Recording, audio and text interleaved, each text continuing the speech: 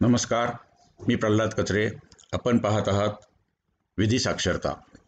यापूर्वीच्या 2 भागांमध्ये आपण भूसंपादन कायदा जो आहे, नवीन कायदा, पहिल्या भागामध्ये आपण नवीन कायदा आणि जुना कायदा याच्यामध्ये फरक काय आहे, हा कायदा आणण्याची आवश्यकता का निर्माण झाली, शिवाय शासनाचा जो काही इमिनंट डोमन म्हणतात, ज्याला प्रभावी शक्ती म्हणते, त्या शक्तीच्या आधारावरती देशाच्या विकासासाठी, सार्वजनिक हितासाठी, व्यापक सार्वजनिक हितासाठी खाजगी संपत्ती किंवा खाजगी मिळकत संपादित करता येऊ शकते, असं 300A आर्टिकल 300A जे घटनेचं 300 आर्टिकल आहे त्यामध्ये स्पष्ट म्हटलेलं आहे. मात्र हे करताना त्या शेतकऱ्याला, ज्या शेतकऱ्याचे किंवा ज्या व्यक्तीची मिळकत अशी भूसंपादित केली जाऊ शकेल कंपल्सरीली, त्याला योग्य मोबदला किंवा ज्याला आपण वाजवी मोबदला, रिजनेबल, फेअर आणि जस्ट अशी मार्केट प्राईस त्याला दिली पाहिजे आणि योग्य पद्धती, ज्याला आपण कायद्याने घालून दिलेली जी कार्यपद्धती आहे तिचं पालन केलं पाहिजे. यापूर्वी हा मूलभूत हक्क होता आणि त्यामुळे अनेक अडचणी निर्माण होत होत्या. म्हणून घटना दुरुस्ती 44 प्रमाणे हा मूलभूत हक्क रद्द करण्यात आला. आता संपत्ती बाळगणं, जमीन असणं किंवा निरनिराळ्या प्रॉपर्टीज जे आपण धारण करतो, तो एक केवळ कायदेशीर हक्क आहे किंवा त्याला आपण घटनात्मक हक्क म्हणू शकतो, पण तो मूलभूत हक्क नाही. त्यामुळं निरनिराळे जे भूमी संपादनाचे कायदे देशामध्ये आणि निरनिराळ्या राज्यामध्ये असतात, त्या राज्यातील कायद्यांच्या आधारे निरनिराळ्या सार्वजनिक प्रयोजनासाठी भूसंपादन केलं जातं. आजही असं भूसंपादन चालू आहे.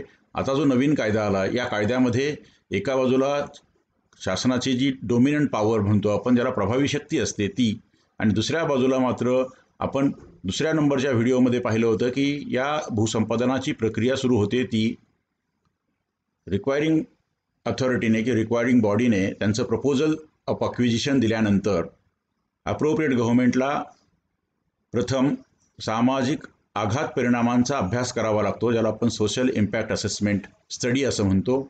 आणि त्यासाठी आपण कलम 1 पासून तर कलम 10A पर्यंतच्या तरतुदी, 3 चॅप्टर्समधल्या तरतुदी या आधी पाहिल्या आहेत. हे पाहत असताना आपण ज्या व्याख्या होत्या त्या व्याख्या आपण तपशिलात पाहिल्या नाही, कारण तो व्हिडिओ फार मोठा झाला असता. आणि म्हणून आजच्या भागामध्ये आपण या कायद्यातल्या ज्या महत्त्वाच्या व्याख्या आहेत त्या आपण पाहणार आहोत. त्यात पहिली व्याख्या आहे अफेक्टेड फॅमिली, त्यानंतर आहे रिसेटलमेंट एरिया, नंतर आहे डिस्प्लेस्ड फॅमिली, त्याच्यानंतर आहे स्मॉल फार्मर, मग आहे मार्जिनल फार्मर, लँडलेस, नंतर लँड ओनर आणि अफेक्टेड एरिया. ह्या नव्यानं आलेल्या व्याख्या आहेत. शिवायच्यामध्ये कॉस्ट ऑफ ॲक्विजिशन आहे आणि ॲडमिनिस्ट्रेटिव्ह कॉस्ट आहे. ह्या पाहत असताना आपण यातला पब्लिक पर्पज नेमका काय आहे, पब्लिक पर्पजमध्ये फार मोठ्या प्रमाणावरती बदल या कायद्यात करण्यात आले आहेत. त्यामध्ये स्ट्रॅटेजिक पर्पजेस आलेले आहेत, इंडस्ट्री आणि इन्फ्रास्ट्रक्चर. आता हल्ली सगळ्यात जास्त जे भूसंपादन होतं इंडस्ट्रीपेक्षा इन्फ्रास्ट्रक्चर डेव्हलपमेंटसाठी मोठ्या प्रमाणावरती होतं आहे. आणि निरनिराळ्या MIDCs किंवा निरनिराळे जे उद्योग उभा करायचे आहेत त्याचे जे कॅम्पेन्स असतात किंवा मोठमोठे पट्टे घेतात ते देखील चालू आहे. नंतर रिहॅबिलिटेशन आणि रिसेटलमेंटसाठी देखील जमीन लागू शकते, त्यासाठी जे ॲक्विजिशन केलं जातं तेही पब्लिक पर्पज आहे. प्लॅन्ड डेव्हलपमेंट म्हणजे जे आपण निरनिराळे टाउन प्लॅनिंग किंवा कंट्री प्लॅनिंग ॲक्ट असतात त्याच्याप्रमाणे जे निवासी प्रयोजनासाठी, औद्योगिक प्रयोजनासाठी, वाणिज्य प्रयोजनासाठी, एज्युकेशनल आहे, हेल्थ स्कीम्स आहेत, निरनिराळ्या कामासाठी ज्या प्लॅन डेव्हलपमेंटमध्ये जागा लागतात ते देखील सार्वजनिक प्रयोजनामध्येच येतं. Land for private companies for public purposes, public पर्पजचं काम करणाऱ्या ज्या प्रायव्हेट कंपनीज असतात त्याला PPP असं म्हणतात, पब्लिक प्रायव्हेट पार्टनरशिप. नंतर needs that arise from natural calamity, natural कलॅमिटीमध्ये जर का कुठे कुणाचं पुनर्वसन करण्याची आवश्यकता आली, रिलीफ आणि रिहॅबिलिटेशनमध्ये अनेकदा अशा प्रसंग येतात, त्याला देखील भूसंपादनासाठी ज्याला सार्वजनिक पर्पज आहे किंवा ज्याला आपण पब्लिक पर्पज म्हणतो, सार्वजनिक हित त्याच्यामध्ये असतं असं आहे. शिवाय डिफेन्सचे जे काही उद्योग असतात, डिफेन्सचे जे काही उपक्रम असतात किंवा संरक्षणासाठी निरनिराळ्या ठिकाणी जागा लागते.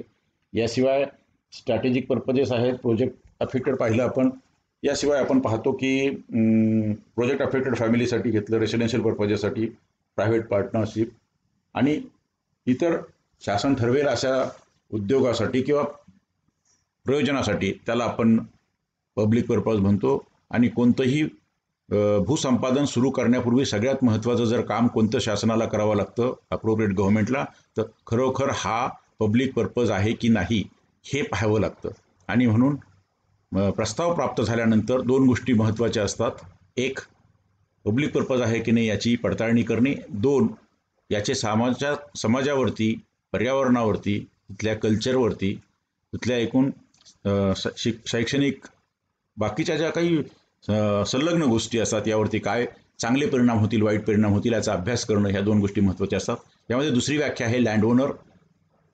लँड ओनर म्हणजे family whose land or other immovable property have been acquired. ज्याची प्रॉपर्टी आपण घेतो, ज्याचं रेकॉर्डमध्ये नाव असतं, ज्याचं ज्याला आपण रेकॉर्ड ऑफ राईट किंवा अधिकार अभिलेख म्हणतात त्यामध्ये नाव असतं, किंवा ज्या एखाद्या शेड्यूल्ड ट्राईबच्या व्यक्तीला जमिनीचे वन जमिनीचे पट्टे दिलेले असतात किंवा त्यांना त्या ठिकाणी जमिनीची मालकी दिलेली असते असे. यात एक नवीन व्याख्या अत्यंत चांगली आलेली आहे. लँड ओनरला जमीन गेली किंवा जमिनीवरची झाडं गेली, विहीर गेली, त्याच्यावरती स्ट्रक्चर्स गेले म्हणून त्याला नुकसान भरपाई मिळते. याच्याशिवाय त्याला जमिनीच्या बदल्यात जमीन मिळण्याची तरतूद आहे. शिवाय जर इरिगेशनचे प्रोजेक्ट असतील तर इतर बाबतीत त्यांना रिहॅबिलिटेशन आणि रिसेटलमेंटचे बेनिफिट मिळतात. आता याच्यामध्ये आणखी एक व्याख्या आलेली आहे, ती आहे लाईव्हलीहूड लुजर्स. म्हणजे ज्याची उपजीविका जमिनीवरती होती, तो मालक नसेलही, कदाचित त्यांच्याकडे तो सालकरी म्हणून काम करत असेल, त्यांच्याकडे तो गेल्या 4-5 वर्षापासून किमान 3 वर्षापूर्वीपासून जर तो जे नोटिफिकेशन जे 11चं नोटिफिकेशन निघेल त्याच्या आधी 3 वर्षापासून जर तो त्या ठिकाणी लाईव्हलीहूड त्या जमिनीवरती त्याचा अवलंबून असेल, अशी family whose livelihood is primarily dependent on the land being acquired may or may not own the property. म्हणजे लाईव्हलीहूड लुजर हा नेसेसरीली त्या जमिनीचा मालक असलाच पाहिजे किंवा मिळकतीचा मालक असला पाहिजे असं नाही. तो कदाचित तिथे झोपडी करून राहत असेल आणि त्यांच्याकडे कामं करत असेल. तर असा देखील की ज्याचं लाईव्हलीहूड ज्याला उपजीविका आहे त्या जमिनीवरती अवलंबून आहे, अशाला देखील त्याला आता जमीन त्याची जात नाही म्हणून त्याला नुकसान भरपाई मिळणार नाही, मात्र त्याला तिथून हलवलं जाणार आहे. म्हणजे त्याच्या दोन गोष्टी आहेत. एक तर त्याला जिथून हलवलं, तो घरात राहत होता त्याचं रिसेटलमेंट होईल, आणि तिथं त्याचं लाईव्हलीहूड होतं म्हणून त्या ठिकाणी त्याचं रिहॅबिलिटेशन करावं लागेल. अशाच पद्धतीने जगणं त्याला दुसऱ्या ठिकाणी पॉसिबल करून दिलं, यांना आपण रिहॅबिलिटेशन असं म्हणतो. तेव्हा या दोन पाहिल्या आपण व्याख्या. एक पाहिली पब्लिक पर्पज, दुसरी पाहिली लँड ओनर, आणि तिसरी पाहिली आपण लाईव्हलीहूड लुजर. आता एक डिस्प्लेस्ड फॅमिली नावाची या ठिकाणी व्याख्या आहे. डिस्प्लेस म्हणजे ज्याला आपण त्या ठिकाणाहून त्याचं घर उचलून घेऊन दुसऱ्या ठिकाणी नेऊन ठेवणार आहोत, त्याचं रिसेटलमेंट करणार आहोत. Means family who on account of acquisition of land has to be relocated or resettled. आता हे रिसेटल आहे, हे रिहॅबिलिटेशन नाही, it is resettled from the affected area to the resettlement area. आता ज्या एरियामध्ये बाधित झालेलं आहे, ज्या ठिकाणी प्रोजेक्ट येणार आहे, मग रेल्वे असेल, त्या ठिकाणी मोठा डॅम होणार असेल, विमानतळ होणार असेल, किंवा त्या ठिकाणी मेट्रो होणार असेल, किंवा ज्या कारणासाठी जमीन घेतली, ज्या ठिकाणी ते होणार आहे तो जो भाग आहे त्याला आपण बाधित क्षेत्र म्हणतो. तिथून त्याला उचलणार, त्याला डिस्प्लेस्ड फॅमिली म्हणणार. ज्या फॅमिलीला उचलून घेऊन जाणार त्याला आपण डिस्प्लेस्ड फॅमिली म्हणणार. आणि ते कुठे घेऊन जाणार त्यांना? ज्या ठिकाणी रिहॅबिलिटेशन आणि रिसेटलमेंटचा एरिया त्यांनी निर्णय घेतलेला आहे की या ठिकाणी करायचं, त्याला आपण रिसेटलमेंट एरिया असं म्हणतो. तेव्हा या दोन व्याख्या देखील आपण या ठिकाणी पाहिलेल्या आहेत. आता अफेक्टेड फॅमिली कोण, हा सगळ्यात महत्त्वाचा मुद्दा आहे आणि हा कळीचा मुद्दा आहे. कारण जे काही बेनिफिट मिळणार आहेत, कॉम्पेन्सेशन असेल, रिहॅबिलिटेशन असेल, रिसेटलमेंट असेल, हे सर्व बेनिफिट्स किंवा ज्याला आपण लाभ म्हणतो, हे अफेक्टेड फॅमिलीला मिळणार आहेत. आणि अफेक्टेड एरिया आपण पाहिला की ज्या ठिकाणी नोटिफाय केलेलं आहे की हा अफेक्टेड एरिया आहे आणि या ठिकाणचा जो भाग आहे तो पूर्णपणे या प्रकल्पासाठी उपयोगात आणला जाणार आहे, त्या ठिकाणी सतत मुव्हमेंट असणार आहे, त्या ठिकाणी राहणं शक्य असणार नाही, त्या ठिकाणी शेती करणं शक्य असणार नाही, असा जो एरिया असणार आहे त्याला आपण अफेक्टेड एरिया किंवा बाधित क्षेत्र असं म्हणतो. अफेक्टेड फॅमिली म्हणजे बाधित कुटुंब. आता बाधित कुटुंब कोण? त्यामध्ये affected family includes a family whose land or other removable property has been acquired. ज्याची जमीन किंवा दुसरी कोणतीही अचल संपत्ती भूसंपादित करण्यात येत आहे, अशी फॅमिली म्हणजे अफेक्टेड फॅमिली किंवा बाधित कुटुंब. A family which does not own any land but a member of or a members of such family may be agricultural labor. म्हणजे ज्याची जमीन जात नाही पण जी जमीन जाते त्या जमिनीवरती ते ॲग्रिकल्चरल लेबरर म्हणून राहतात, त्या ठिकाणी कुटुंब करून राहतात, किंवा दे आर टेनंट्स, ते तिथे कुळ म्हणून राहतात आणि त्यांच्या त्यामध्ये कुळ हक्क आहेत, किंवा ते शेअर प्रॉपर म्हणजे फक्त आपण बटाई न देणं म्हणतो, म्हणजे पिकांमधला वाटा घेऊन त्या ठिकाणी कामं करतात, किंवा त्या ठिकाणी राहणारे ते आर्टिझन कारागीर आहेत, और may be working in affected area for 3 years, किंवा त्या शेतावरती ते राहतात गावात पण येतात आणि त्या शेतावरती काम करतात गेले 3 वर्षापासून, असं जर असेल ॲक्विजिशनच्या 3 वर्षापासून, आणि त्यांचं प्रायमरीली लाईव्हलीहूड जर त्या जमिनीवरती अवलंबून असेल आणि ती 5 एकरची जमीन, 2 एकरची जमीन, 3 एकरची जमीन जी काय असेल ती जर का तिथे जाणार असेल तर त्याला म्हणजे मालकाबरोबर त्या ठिकाणी काम करणारा ॲग्रिकल्चर लेबरर असेल, टेनंट असेल, शेअरक्रॉपर असेल, आर्टिझन असेल किंवा येऊन काम करणारा कॅज्युअल लेबरर असेल, पण तो 3 वर्ष सलगपणे याच्या आधी त्यांनी तिथे आलेलं आणि त्याचं लाईव्हलीहूड त्या जमिनीवरती आहे, त्याला देखील अफेक्टेड फॅमिली या संज्ञेमध्ये स्वीकारलं जातं.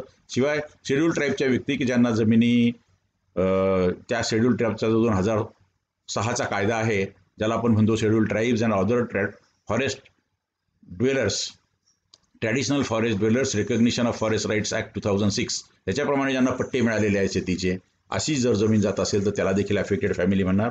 Family whose primary source of livelihood for 3 years prior to the acquisition of the land is dependent on forest.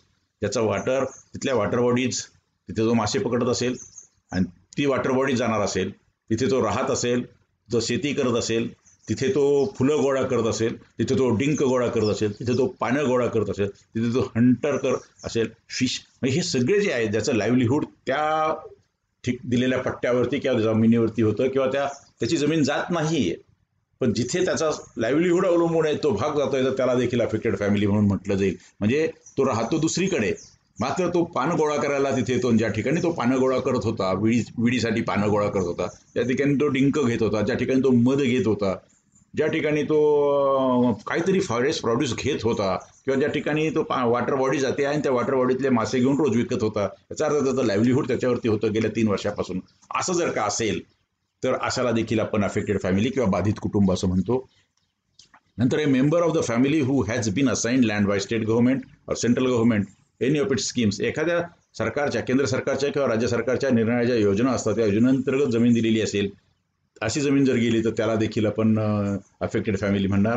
A family residing on any land in urban area for preceding last 3 years or more prior to the acquisition of the land whose primary source of the livelihood for 3 years prior to the acquisition of the land is affected by the acquisition. म्हणजे शहरामध्ये देखील ज्या ठिकाणी तो राहत होता किंवा ज्या ठिकाणी तो दुकान टाकून बसलेत होता आणि ती दुकान टाकून बसायची ती जागा आहे, मग तिथे लीजने असेल, त्याच्या मालकीने असेल, तोंडबोलीने असेल किंवा अतिक्रमणाने असेल, पण त्याच्यावरती त्याचं जर का लाईफ असेल आणि त्याचं लाईव्हलीहूड त्याच्यावरती अवलंबून असेल आणि ते ॲक्विजिशन जात असेल तर त्याला देखील पर्यायी व्यवस्था काहीतरी अक्वायरिंग बॉडीने किंवा अप्रोप्रिएट गव्हर्नमेंटने करून दिली पाहिजे, हे या कायद्यामध्ये लिहिलेले. तेव्हा अफेक्टेड फॅमिली, अफेक्टेड एरिया, नंतर आपण रिशेड्युल्ड एरिया, डिस्प्लेस फॅमिली, हे सगळे जे एरिया, या सर्व व्याख्या फार महत्त्वाच्या आहेत.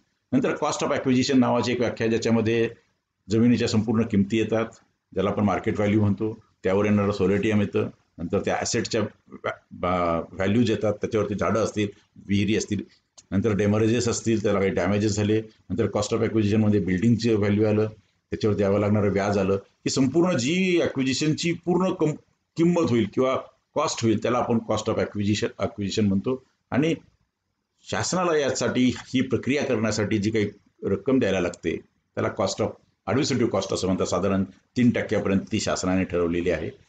लँडलेस म्हणजे काय, या कायद्यामध्ये लँड ओनरची पण व्याख्या केलेली आहे आणि लँडलेसची पण व्याख्या केलेली आहे. लँडलेसची व्याख्या या कायद्यात केलेली आहे, such person or A class of persons who may be considered or specified as such under the state law for the time being. म्हणजे लँडलेसची जर व्याख्या राज्यातल्या कायद्याने किंवा निर्णया त्यांच्या GR प्रमाणे केली असेल तर ती व्याख्या, किंवा land loss not being specified under appropriate गव्हर्नमेंटने जर काही व्याख्या केली असेल तर ती, किंवा marginal farmer means cultivator with un unirrigated land holding up to 1 hectare. म्हणजे जिरायत जमीन जर 1 हेक्टरपर्यंत असेल आणि इरिगेटेड लँड जर अर्धा हेक्टरपर्यंत असेल तर अशाला मार्जिनल फार्मर म्हणतात, त्यालाच आपण. आणि लँडलेस म्हणजे ज्याला अजिबात जमीन नाही असा. आणि मार्केट व्हॅल्यू म्हणजे सेक्शन 26मध्ये ज्या पद्धतीने मार्केट व्हॅल्यू काढण्याचं या ठिकाणी तत्त्व दिलेलं आहे त्या तत्त्वानं काढलेली ज्याला आहे त्याला आपण मार्केट व्हॅल्यू किंवा बाजार मूल्य असं म्हणतो. लँड ओनरची व्याख्या, या सगळ्या व्याख्या पण. आणि पर्सन इंटरेस्टेड म्हणजे याच्यामध्ये लँड ओनरची व्याख्या दिलेली आहे, याच्यामध्ये लँडलेसची व्याख्या दिलेली आहे, याच्यामध्ये मार्जिनल फार्मरची व्याख्या दिलेली आहे. इथे पर्सन इंटरेस्टेड, त्या जमिनीमध्ये अनेकांचे हितसंबंध असतात, म्हणून रेकॉर्ड ऑफ राईट प्रमाणे ज्यांचे हितसंबंध असतील असे सर्व लोक त्यात पर्सन इंटरेस्टेडमध्ये येतात. शिवाय शेड्यूल ट्राईबच्या बाबतीत त्यांचा जो फॉरेस्ट ड्वेलर्स ॲक्ट आहे त्याच्याप्रमाणे ज्यांचे हितसंबंध निर्माण झालेले आहेत, त्यांनी इन्क्वायरी होऊन ते संबंध सिद्ध झालेले आहेत असे लोक, हे पर्सन इंटरेस्टेड इन इजमेंट, ज्याच्या जमीन अजिबात हक्क नाही आहे पण त्या जमिनीत जाणारा रस्ता त्याच्या शेताकडे जातो आणि आता तिथे मात्र काहीतरी प्रकल्प होणार आहे आणि त्यामुळे त्याचा इंटरेस्ट बाधित होतो, त्याला देखील पर्सन इंटरेस्टेड म्हणतात. पर्सन हॅव्हिंग टेनन्सी राईट, त्याला टेनन्सी असेल किंवा ज्याचे लीज असेल किंवा शेअर क्रॉपर असेल असे लोक देखील याच्यामध्ये येतात आणि ज्याचं प्रायमरी सोर्स ऑफ लाईव्हलीहूड याच्यावरती अवलंबून आहे आणि ते ॲडव्हर्सली अफेक्ट होण्याची शक्यता आहे. अशा सर्वांना पर्सन इंटरेस्टेड असं म्हणतात. रिसेटलमेंट एरिया म्हणजे ज्या ठिकाणी आपण पुनर्वसन करणार असा जी जागा निश्चित केली असेल त्याला आपण रिसेटलमेंट एरिया असं म्हणतो. शेड्यूल एरिया घटनेच्या निरनिराळ्या अनुसूच्या ज्या आहेत त्याच्यामध्ये शेड्यूल एरियाची देखील एक अनुसूची आहे आणि ती जी अनुसूची आहे त्याप्रमाणे घोषित केलेले क्षेत्र किंवा सेक्शन 2 जो आहे provisions of the panchayat extension to scheduled areas act, ज्याला आपण पेसा ॲक्ट म्हणतो, 1996चा कायदा आहे. या कायद्यातल्या कलम 2 प्रमाणे ज्या एरियाला शेड्यूल एरिया म्हणून डिक्लेअर केलं आहे असा एरिया शेड्यूल एरिया, आणि शेड्यूल एरियामध्ये जर आपल्याला भूसंपादन करायचं असेल तर तिथल्या ग्रामपंचायतीचा ठराव असलाच पाहिजे असं बंधन आता घातलेलं आहे. स्मॉल फार्मर म्हणजे कल्टिव्हेटर की जो अनइरिगेटेड जमीन अप टू 2 हेक्टर्सपर्यंत आणि इरिगेटेड जमीन 1 हेक्टरपर्यंत, म्हणजे आपण 2 व्याख्या पाहिल्यात. स्मॉल फार्मर पाहिला आहे की ज्याच्याकडे 2 हेक्टरपर्यंत जिरायत चालेल आणि 1 हेक्टरपर्यंत बागायत चालेल. मार्जिनल पाहिला आहे 1 हेक्टरपर्यंत बागायत आणि अर्धा हेक्टरपर्यंत 1 हेक्टरपर्यंत जिरायत आणि अर्धा हेक्टरपर्यंत बागायत जमीन अशी असलेला ज्याला. तर या सर्व व्याख्या पाहिल्यानंतर आपल्याला या व्याख्या पुन्हा पुन्हा आपल्याला कलम 6मध्ये, कलम 30मध्ये, कलम 26मध्ये, कलम 31मध्ये आणि जेव्हा आपण रिसेटलमेंट आणि रिहॅबिलिटेशन करणार आहोत, रिहॅबिलिटेशनचा अवॉर्ड जेव्हा करतो त्या अवॉर्डमध्ये म्हणजे अनुसूची 1, अनुसूची 2 आणि अनुसूची 3 ह्या 3चे बेनिफिट देत असताना या व्याख्येमधले आपल्याला ह्या सर्व लाभधारक, ज्याला आपण शेड्यूल एरियातले लाभधारक असतील, स्मॉल फार्मर्स असतील, मार्जिनल फार्मर्स असतील, बाधित व्यक्ती असतील किंवा लाईव्हलीहूड लुजर्स असतील, अफेक्टेड फॅमिली असतील, या सर्वांना हे बेनिफिट द्यायचे असतील. हा थोडासा व्यापक असा परिणाम आपल्याला जुन्या कायद्यामध्ये इतक्या व्यापक अर्थानं तो दिलेला नव्हता आणि या ठिकाणी व्यापक अर्थानं दिलेला आहे. कारण जुन्या कायद्याचं नाव फक्त लँड ॲक्विजिशन ॲक्ट 1894 असं होतं आणि या कायद्याचं नाव सुरू होतानाच right to fair compensation in land acquisition, resettlement and rehabilitation act 2013 असं आहे. म्हणजे या कायद्याचा सुरुवात राईटने आहे आणि या ठिकाणी जो कोणी बाधित व्यक्ती असेल त्या बाधित व्यक्तीला, जो कोणता स्मॉल फार्मर असेल स्मॉल फार्मरला, जो कोणता मार्जिनल फार्मर असेल त्या मार्जिनल फार्मरला, जी कोणती ॲफेक्टेड फॅमिली असेल त्या ॲफेक्टेड फॅमिलीला, ॲफेक्टेड फॅमिलीमधील सदस्यांना, लाईव्हलीहूड लुजर्सना, या सर्वांना आता राईट आहे. कशाचा? Right to fair compensation. जर त्यांची जात असेल जमीन तर फेअर कॉम्पेन्सेशन, दुकान जात असेल, इमारत जात असेल, फेअर कॉम्पेन्सेशन. कशासाठी? ॲक्विजिशनमध्ये. दुसरा राईट काय आहे? Transparent acquisition. तिसरा राईट काय आहे? फेअर रिसेटलमेंटचे बेनिफिट्स, रिहॅबिलिटेशनचे बेनिफिट, आणि तेही ट्रान्सपरंट पद्धतीने. तेव्हा हे त्यांचे अधिकार असल्यामुळे, हक्क असल्यामुळे आणि ते हक्क जस्टिसिएबल किंवा एन्फोर्सिएबल असल्यामुळे हा कायदा पूर्वीच्या कायद्यापेक्षा वेगळा आहे आणि म्हणून तो अत्यंत महत्त्वाचा आहे. तेव्हा आत्तापर्यंत आपण या कायद्याची पार्श्वभूमी किंवा ज्याला आपण म्हणतो कायद्याची प्रस्तावना किंवा इंट्रोडक्शन, परिचय आपण पहिल्या व्हिडिओमध्ये पाहिला, आपण 33 नंबरच्या व्हिडिओमध्ये. त्यानंतर 34 नंबरच्या व्हिडिओमध्ये आपण या कायद्याच्या सुरुवातीला म्हणजे ॲक्विजिशनची प्रोसेस कशी सुरू होते, रिक्वायरिंग बॉडी ॲक्विजिशनचा प्रस्ताव अप्रोप्रिएट अथॉरिटीकडे, साधारण कलेक्टरांकडे दाखल करतं. त्याच्यानंतर जिल्हाधिकारी त्याच्यासाठी ॲडमिनिस्ट्रेटिव्ह प्रोसेसिंगचे चार्जेस त्यांच्याकडनं वसूल करतं. ते घेतल्यानंतर 30 दिवसाच्या आत ते एजन्सीज नेमतं SIA करण्यासाठी. शिवाय एक कॉन्स्टिट्यूट करते मल्टी डिसिप्लिनरी एक्सपर्टचा ग्रुप. मग निरनिराळ्या ज्या काही NGOज किंवा SIA करणाऱ्या यंत्रणा असतील त्यामधून त्यांनी चूज केलेल्या यंत्रणेला हे काम दिलं जातं. मग कलम 4चं नोटिफिकेशन काढलं जातं आणि 4च्या नोटिफिकेशन नंतर पब्लिक हिअरिंग घेऊन आणि सर्व बाबींची पूर्तता करून कायद्यात लिहिलेले 1 ते 10 किंवा 10A पर्यंतच्या सर्व बाबींची पूर्तता करून 6 महिन्याच्या आत त्या एजन्सीने शासनाकडे रिपोर्ट द्यायचा असतो, ज्याला आपण म्हणतात social impact assessment study report, आणि शिवाय त्याच्याबरोबर आणखी एक डॉक्युमेंट द्यायचं, त्याला म्हणतात सोशल इम्पॅक्ट मॅनेजमेंट प्लॅन. आणि हे दोन दिल्यानंतर हे दोन पुन्हा पडताळणीसाठी त्या एक्सपर्ट ग्रुपकडे पाठवतात आणि ते एक्सपर्ट ग्रुप त्यापासून 2 महिन्याच्या आत त्यांचा रिपोर्ट देतात. हे दोन्हीही म्हणजे रिपोर्ट आणि मॅनेजमेंट प्लॅन तोही पब्लिश करावा लागतो यथोचितरित्या, आणि त्यांचा रिकमेंडेशन जेव्हा येईल एक्सपर्ट ग्रुपचा तेही यथोचितरित्या प्रसिद्ध करावं लागतं. आणि मग ते अप्रोप्रिएट गव्हर्नमेंटकडे ह्या दोन्ही सर्व गोष्टी जातात आणि अप्रोप्रिएट गव्हर्नमेंट त्याच्यावरती निर्णय घेतं. आणि एकदा त्यांनी निर्णय घेतल्यानंतर जर ह्या सर्व प्रक्रियेमध्ये SIA हा पब्लिक पर्पज आहे हे सिद्ध झालं असेल आणि हे ॲक्विजिशन करणं आवश्यक आहे आणि त्याचे हे चांगले परिणाम, हे वाईट परिणाम आहेत, त्यानंतर मग अप्रोप्रिएट गव्हर्नमेंट एकतर ॲक्विजिशन करायचं किंवा ॲक्विजिशन करायचं नाही असा निर्णय हे तपासल्यानंतर, हे अभ्यासानंतर त्याचे परिणाम अभ्यासून निर्णय घेतं. आणि जर होय असेल तर मग कलम 11 प्रमाणे पुढची नोटिफिकेशन निघण्याची जी प्रक्रिया आहे ती सुरू होते. नाही तर या ठिकाणीच ती प्रक्रिया ड्रॉप केली जाते. अशा पद्धतीचा एक सुंदर कायदा. आणि या सुंदर कायद्यातले आज अखेरपर्यंत आपण 3 प्रकरणं पाहिली आहेत. या कायद्यातल्या व्याख्या, या कायद्याचे उद्देश, या कायद्याचा साधारण इतिहास किंवा त्याची जी पार्श्वभूमी होती ही पाहिली आहे. या ठिकाणी मी थांबतो.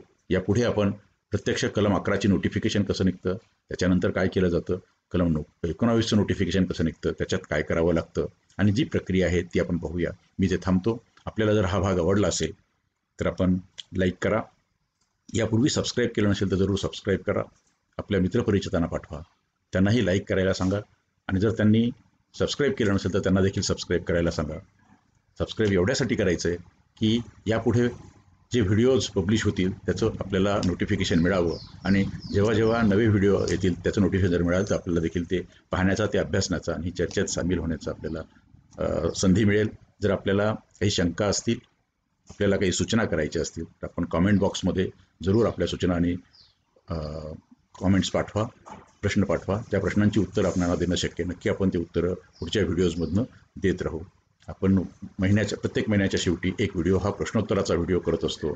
तेव्हा मी आता इथे थांबतो. धन्यवाद.